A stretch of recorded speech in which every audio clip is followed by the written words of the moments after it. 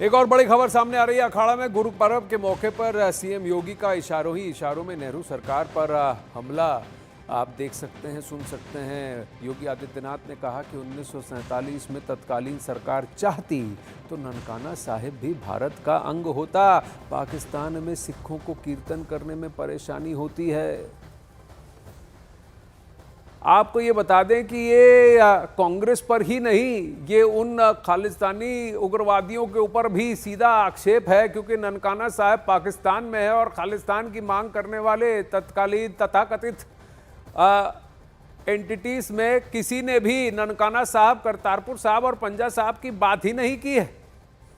तो योगी आदित्यनाथ का ये कहना कि अगर मंशा होती और सिखों के हित की बात होती तो उस वक्त 1947 में लड़ झगड़ कर किसी भी तरह से सिखों का जो तीर्थ स्थल है उसको भारत के अंदर लाया जा सकता था, लेकिन ऐसा नहीं किया गया।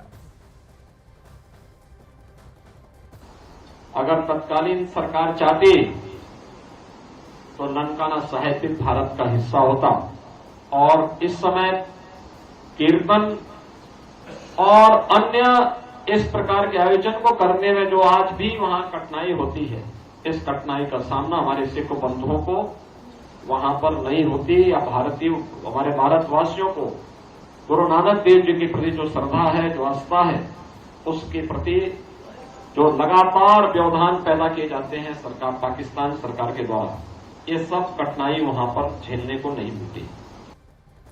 इधर बीजेपी नेता रमेश बिधूड़ी ने भी योगी का समर्थन किया और कहा कि जब देश का बंटवारा हुआ तो जहां हिंदुओं की संख्या 90% थी उसे भी पाकिस्तान को सौंप दिया गया।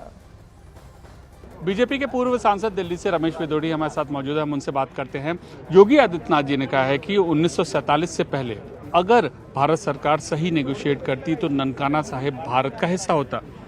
भारत का हिस्सा ननकाना साहब तो होता ही होता, लेकिन जहां 90% 80% हिंदू समाज रहता था, वो भी वोट बैंक की राजनीति और अपने संबंधों के कारण उस जमाने में पार्टीशन में जवाहरलाल नेहरू के कारण वो बर्बाद होकर पाकिस्तान में चला गया और लगभग जो 10 लाख लोगों की हत्या हुई वो भी नहीं हुई होती, भारत का बंटवारा भी नहीं हुआ होता अगर पहले की सरकारें थोड़ी सेंसिटिव इसी प्रकार से वोट बैंक की राजनीति ना करती और हिंदू विरोधी ना होती।